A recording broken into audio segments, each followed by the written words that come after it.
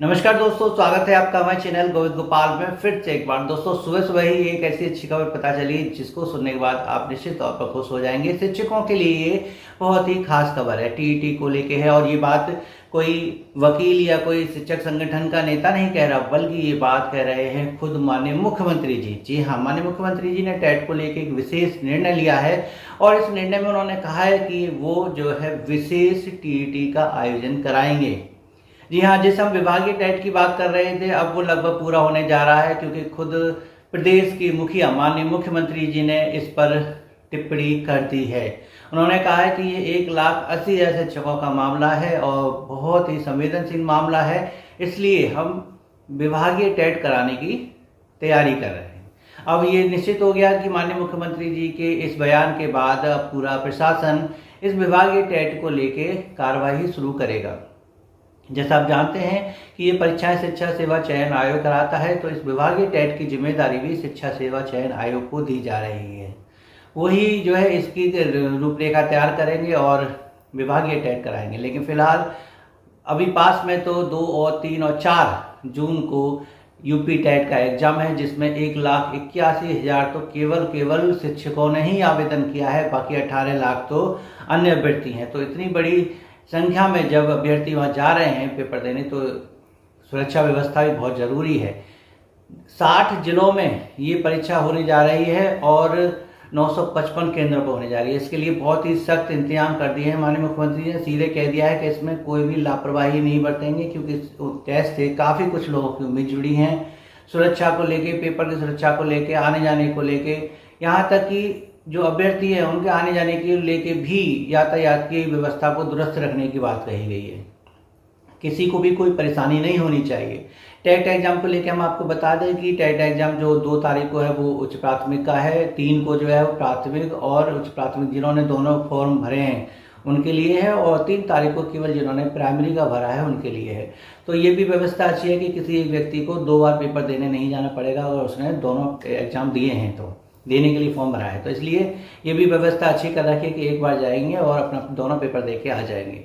लेकिन अब शिक्षकों में ये बहुत अच्छी एक पहल है, जिसे कह सकते हैं कि उन्होंने जितने प्रयास किए थे, अभी आपको पता है कि शिक्षक संगठन केंद्र में जाके रक्षा मंत्री राजनाथ सिंह जी से मिलकर आए थे कि इसको लेके कुछ समाधान कीजिए।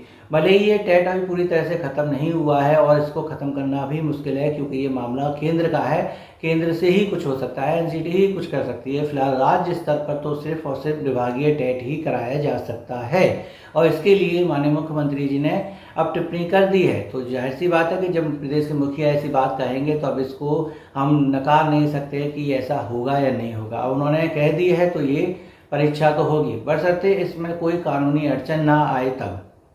अब कानूनी अड़चन नहीं आएगी तो ये परीक्षा तो होनी ही होगी। इससे 1,81,000 जो प्रदेश के शिक्षक हैं, जो कार्यरत शिक्षक हैं, उनको बहुत बड़ी राहत मिलने जा रही है।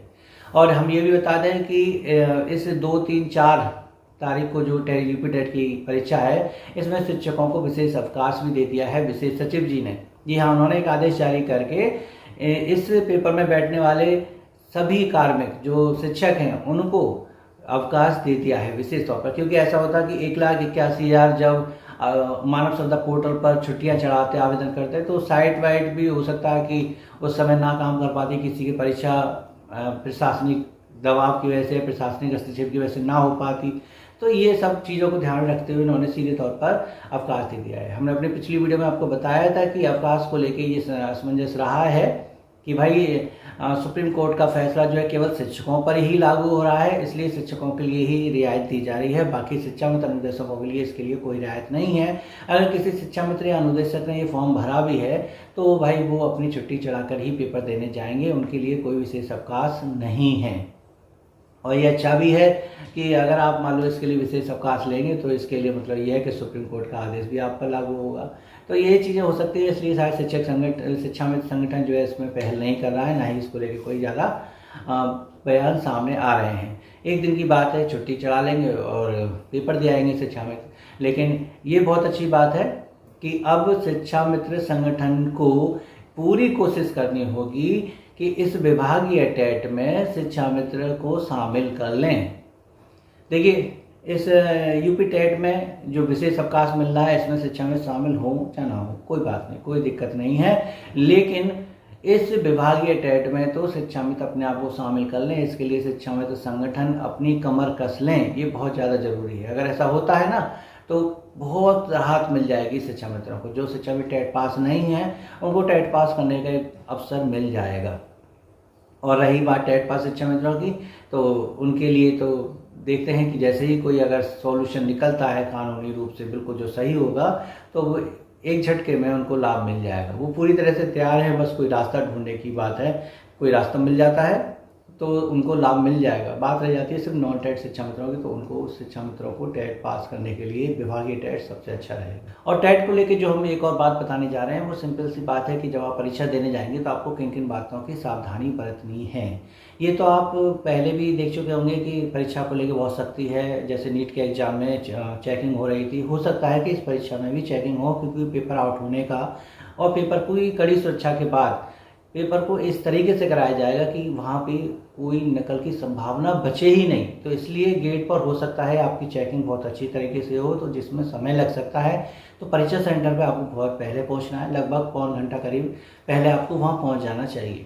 बाकी जो कागज़ है वो तो आप रखेंगे, यानी ब्लैक पेन तो आपके पास होना ही चाहिए, वाइटनर को यूज़ नहीं होना है। इसके अलावा जो मुख्य बात है वो हम आपको बताएं कि यदि आपने अपना डाउनलोड किया हो हॉल टिकट, तो उसके ऊपर देखिएगा कि क्या आपकी KYC अपडेटेड है, रेड कलर में है, ग्रीन कलर में है। अगर आपकी रेड कलर में ही KYC अपडेट नहीं है तो आप उसको अपडेट कराएंगे, कहाँ कराएंगे, वहीं एग्जाम सेंटर पर होगी। तो इसके लिए आपको अपना आधार कार्ड लेके जाना पड़ेगा। आधार कार्ड जरूर लेके जाइएगा। देखिए एक परीक्षा है, एक दिन है, इसके लिए डॉक्यूमेंट ले जाने में कंजूसी मत कीजिएगा कि इसकी ज़रूरत नहीं है, उसकी ज़रूरत नहीं है। आपके पास आपकी आइडेंटिटी को लेके, है ना, सिर्फ आइडेंटिटी वाले जो डॉक्यूमेंट हैं, आपकी आइडेंटिटी को लेकर आपके पास जो डॉक्यूमेंट हो वो आप अपने पास जरूर रखिएगा। वैसे तो मुख्य रूप से वही है जो आपने आवेदन करते वक्त अपनी आइडेंटिटी लगाई है, चाहे वोटर कार्ड हो, पैन कार्ड हो, आधार कार्ड हो, वो तो आपको रखना ही रखना है। लेकिन अगर आपका आधार कार्ड वैलिड नहीं हो पा रहा है, KYC नहीं हो पा रही है उसमें, तो आपको वो साथ लेके जाना पड़ेगा, ओरिजिनल और फोटोकॉपी, और 3 फोटो भी अपनी पासपोर्ट साइज़ के लेके जाने हैं। ये सब चीज़ें अपने साथ रखिएगा ताकि परीक्षा सेंटर पर वहाँ पर कोई दिक्कत ना आए। तो KYC के लिए आपको परेशान होने की जरूरत नहीं है, सेंटर पर हो जाएगी। तो अपना आधार कार्ड जरूर रखिएगा, डिजिटल के चक्कर मत रखिएगा कि मेरे फ़ोन में है या मेरे वहाँ पर है, वहाँ ऐसा कुछ नहीं चलता है।